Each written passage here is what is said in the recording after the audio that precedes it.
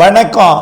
செல்வகுமாரின் அறுவடை விவசாயிகள், விதைப்பு விவசாயிகள், உலர்த்தும் விவசாயிகள் மற்றும் பல்வேறு விவசாய பணிகள், பூச்சி விரட்டி அடித்தல், உப்பளப் பணிகள், பொது பணிகள், செங்கல் சூளை பணிகள், அனைத்து பணிகளுக்குமான வானிலை முன்னறிவிப்பு. அதிகாரப்பூர்வ வானிலை அறிக்கைக்கு இந்திய வானிலை ஆராய்ச்சித்துறை அறிக்கையை பார்க்கவும். 2025 மார்ச் 4 செவ்வாய்க்கிழமை அதிகாலை நிலவர ஆய்வறிக்கை. ஏற்கனவே நீடித்துக் கொண்டிருந்த காற்று சுழற்சி விலகியது. புதிய ஒரு காற்று சுழற்சி இலங்கைக்கு தெற்கே நிலநடுக்கோட்டு இந்திய பெருங்கடலில் நீடித்துக் கொண்டிருக்கிறது. அந்த காற்று சுழற்சி செயற்கைக்கோள் படத்தில் மட்டுமே காட்டிக் கொண்டிருக்கும். ஆனால் முன்னேறி இலங்கைக்கு கூட அது மழை தராது. ஒருவேளை இலங்கைக்கு தந்தால் தென் இலங்கைக்கு மட்டும் லேசான மழைப்பொழிவை தரலாம். காரணம், நிலநடுக்கோட்டுக்கு தெற்கே உருவாகி இருக்கக்கூடிய ஒரு காற்று சுழற்சி அமைப்பு மண்டலமாகி புயலாகி மடகாஸ்கர் போய் தாக்கும் என்பதனால அந்த வலுவான நிகழ்வு இந்த காற்று சுழற்சியை வடக்கே முன்னேற விடாமல் தன் பக்கம் கட்டுப்படுத்தி ஈர்த்து வைத்துக் கொண்டிருக்கிறது. இதன் காரணமாக அந்த காற்று சுழற்சி மழை தராது. அடுத்த காற்று சுழற்சி நாம் எதிர்பார்த்தது போலவே 11ஆம் தேதி மழை தரும் உறுதி. எங்கெல்லாம் என்றால் டெல்டாவிற்கும் தென் மாவட்டங்களுக்கும். இதனிடையே காற்று சுழற்சி விலகி இருக்கிற காரணத்தினாலே உயரழுத்தம் வங்கக்கடலை ஆக்கிரமித்து விட்டது. நேற்றே டெல்டா உள்ளிட்ட பல மாவட்டங்களிலே கடும் மூடுபனி, இன்றைக்கும் கடலூர் வரை கடும் மூடுபனி நிலவுகிறது. ஆக இந்த பகல் நேரத்தில் வெயில் உயர்ந்தும் இரவு நேரத்தில் குளிரும் கலந்த வானிலை இந்த உயரழுத்தம் ஏற்படுத்தும். உயரழுத்தம் என்பது மேலடுக்கிலிருந்து தரையை நோக்கி அழுத்தப்படும் காற்று. கடற்கரை ஓரமாக உள்ளே நுழைய தொடங்கும் பொழுது அது மூடுபனியை ஏற்படுத்தும்.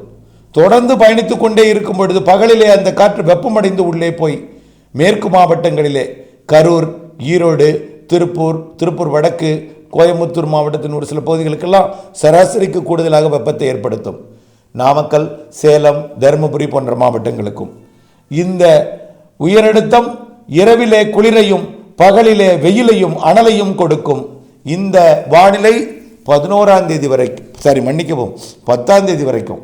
11ஆம் தேதி அடுத்த காற்று சுழற்சி வந்துவிடும். அப்பொழுது கிழக்கு காற்று உள்ளே தொடங்கும். 10ஆம் தேதியிலிருந்து படிப்படியாக வெயில் குறையும். 38 டிகிரி செல்சியஸ் என்கின்ற வெப்பம், அதாவது 100 டிகிரி ஃபாரன்ஹீட் என்கின்ற நிலையை இன்றிலிருந்து 3-4 நாட்களுக்கு எட்டப்போகிற வெப்பம் வரக்கூடிய 10ஆம் தேதியிலிருந்து 4 நாட்களுக்கு சற்று குறைந்திருக்கும். 10, 11, 12, 13 ஆகிய 4 நாட்கள் 100 டிகிரி என்பது 96ஆக குறையும். அதாவது 35, 36 டிகிரி செல்சியஸாக குறைந்திருக்கும். 37 என்பது 98.6, அதற்கு கீழ்தான் அந்த நாட்களிலே வெயில் இருக்கும். குறிப்பாக ஈரோடு, கரூர், பரபத்தி போன்ற பகுதிகளிலே. தமிழ்நாட்டை பொறுத்த வரைக்கும் தென் மாவட்டங்களுக்கும் டெல்டா மாவட்டங்களுக்கும் மார்ச் 11, 12 தேதிகளிலே கிழக்கு காற்று மழை பொழிவை ஏற்படுத்தும். கிழக்கு காற்று அதாவது காற்று சுழற்சி கிழக்கு காற்றை வடகடலோரம் வரைக்கும் எட்டி பிடித்து ஏற்றுவதற்கு வாய்ப்பு தெரியவில்லை. டெல்டா, தென் தமிழ்நாடு மற்றும் மத்திய தமிழ்நாடு, மேற்கு தொடர்ச்சி மலை மாவட்டங்களுக்கு அந்த காற்று சுழற்சி தூறல் நனைக்கும் மழைப்பொழிவை கொடுக்கும். ஆகவே கடந்த மழையால் பாதிக்கப்பட்டிருக்கக்கூடிய அறுவடையை விரைந்து முடித்திடுக. இன்றைக்கு தேதி 4, இன்னும் 6 நாட்கள் இருக்கிறது. இந்த 6 நாளை பயன்படுத்தி அறுவடையை விரைந்து முடித்திடுக. 7வது நாளாகிய மார்ச் 11ஆம் தேதி மிரட்டும் வானிலையையும் தூறலையும் சாரலையும் நனைக்கும் மழைப்பொழிவையும் கொடுப்பதற்கு இப்பொழுது முதல் கட்ட ஆய்வறிக்கை தெரிவிக்கிறது. இதை நாம் நீண்ட காலமாகவே தெரிவித்து வருகிறோம். 2 என்று முடியக்கூடிய நாட்களில் மழை சுழற்சிகள் இருக்கும் என்று. அதன் அடிப்படையில் 12ஆம் தேதி அடுத்த சுழற்சி, அதை 11ஆம் தேதியாக அறிவித்திருக்கிறோம். அவ்வளவுதான். இந்த 11, 12 தேதிகளில் வரக்கூடிய மழை அறுவடைக்கு ஒரு அச்சுறுத்தலை கொடுக்கும், நனைக்கும் மழைப்பொழிவை கொடுக்கும் என்பதன் காரணமாக தற்பொழுது நனைந்திருக்கக்கூடிய தானியங்களையோ நனைந்திருக்கக்கூடிய அறுவடை தானியங்களையோ வரக்கூடிய 10ஆம் தேதிக்குள் அறுவடை செய்திடுங்கள். 11, 12, 13 மழை இருக்கிறது என்பதை நினைவில் கொண்டு, ஒருவேளை அந்த நாளில் முதிராவிட்டாலும் கவலைப்பட வேண்டாம். இப்பொழுதே ஆய்வறிக்கையின்படி 11, 12, 13 தேதிகள் வரக்கூடிய மழை நனைக்கும் மழை லேசான மழை தான். கடந்த சுற்றில் கடந்த 2 நாட்களுக்கு முன்பு பெய்த, நேற்றைக்கு முன்தின வரைக்கும் வரை பெய்த மழைப்பொழிவு போல் பெரிய அளவிலே கொட்டி தீர்த்து விடாது, கவலைப்பட வேண்டாம். இருந்தாலும் ஆய்வறி கூட இணைந்திருங்கள். காற்று சுழற்சியோட தீவிரம் எந்த அளவிற்கு ஏறி வரப்போகிறது எல்லாம் ஆய்வில் இருக்கிறது. இப்பொழுதே ஆய்வறிக்கையின்படி லேசான மழை, நனைக்கும் மழைப்பொழிவு மட்டும் தெரிகிறது 11, 12 தேதிகளிலே. ஆக 10ஆம் தேதிக்குள் பூச்சி விரட்டி அடித்தல், உலர்த்துதல், அறுவடை மற்றும் பல்வேறு பணிகளை முடித்திடுங்கள். அதேபோல் பொது பணிகள், சாலை போடுதல், கட்டிடம் கட்டுதல், வெளிப்பூச்சி மற்றும் வண்ணம் தீட்டுதல், வெளிப்புற வண்ணம் தீட்டுதல், செங்கல் சூளை பணிகள் மற்றும் உப்பள பணிகள் அனைத்திற்குமே இந்த இடைவெளியை பயன்படுத்தி கொள்ளுங்கள். அடுத்து 11, 12 தென் மாவட்டங்களுக்கு மட்டும்தான். வடகடலோரத்திற்கு இப்பொழுது வரைக்கும் தெரியவில்லை, வட உள் மாவட்டங்களுக்கும் தெரியவில்லை.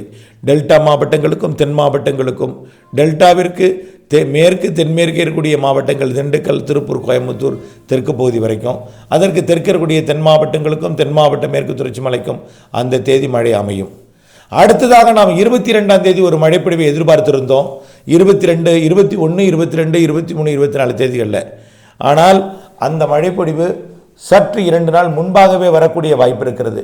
காரணம், 11, 12 தேதி காற்று சுழற்சி மிக வேகமாக விலகி சென்றுவிடும் என்பதனால. அதாவது நல்ல ஒரு லாங் பெண்ட் போட்டு ஏறி வந்து மீண்டும் விலகி சென்றால் 2 நாள் நேரத்தை எடுத்துக்கொள்ளும். ஏறி வராமல் நிலநடுக்கோட்டிலேயே நேராக சென்றால் பயணிக்கக்கூடிய தூரம் குறைவும் என்பதனால நேராகவே விலகி சென்றுவிடும். ஆகவே 11, 12 தேதிகளில் விலகி சென்ற பிறகு அடுத்த காற்று சுழற்சி அதுவும் நேராக வந்து முன்கூட்டியே 18, 19, 20, 21 தேதிகளிலேயே மழைப்பொழிவை கொடுக்க வாய்ப்பு இருக்கிறது. ஆக 11, 12க்கு பிறகு 18, 19, 20, 21 தேதிகளிலே அடுத்த சுற்றின் மழைப்பொழிவு இருக்கிறது. இடைப்பட்ட நாட்கள் எல்லாமே வெயில் அதிகரித்து காணப்படும். இடைப்பட்ட மழை இல்லாத அந்த இடைப்பட்ட நாட்களில் 100 டிகிரி ஃபாரன்ஹீட் வரை கரூர் மற்றும் ஈரோடு, சேலம், நாமக்கல் மாவட்டத்தின் மேற்கு பகுதிகள் அமையும். இப்படி தமிழ்நாட்டின் அந்த பகுதிகளில் 100 டிகிரி தொடும் பொழுது பிற மாவட்டங்களிலும் சற்று அதிகமான வெப்பம்தான் நிலவும். உச்சபட்ச வெப்ப பகுதியை நான் அறிவித்திருக்கிறேன் தவிர எல்லா மாவட்டங்களுக்கும் மழை இல்லாத நாட்களில் வெப்பம் இருந்திருக்கும். அதாவது கிழக்கு காற்றை மேலே ஏற்றாமல் இருக்கக்கூடிய, காற்று சுழற்சி தொலைவில் இருக்கக்கூடிய, காற்று சுழற்சி செட்டாகாத நாட்களிலே வெயில் அதிகமாக இருக்கும். அடுத்து உடனேயே காற்று சுழற்சி சில நாட்களிலே வந்து மழை பொழிவை தூறலை கொடுக்கும். அதன் அடிப்படையில் 18ஆம் தேதி வரக்கூடிய மழை சற்று மேலே ஏறி வந்து வடகடலோரம் வரைக்கும் மழை பொழிவை கொடுக்கலாம். 18, 19, 20, 21 மழை தமிழ்நாடு பரவலாகவே தெரிகிறது. இப்படி மார்ச் இறுதி நாட்களிலும் இருக்கிறது, ஏப்ரல், மேயும் இருக்கிறது என்பதை நினைவில் கொண்டு, வானிலை விவசாயத்திற்கு மிகவும் அடிப்படை. வானிலை அறிந்து விவசாயம் செய்தால் முழுமையான லாபத்தை பெறலாம். திட்டமிட்ட வேளாண்மைக்கு வானிலை அவசியம் என்பதை உணர்ந்து வானிலை அப்டேட்ஸுடன் இணைந்திருந்து வானிலை அறிந்து விவசாயம் செய்து லாபம் அடைய அன்போடு கேட்டுக்கொள்கிறேன். நன்றி.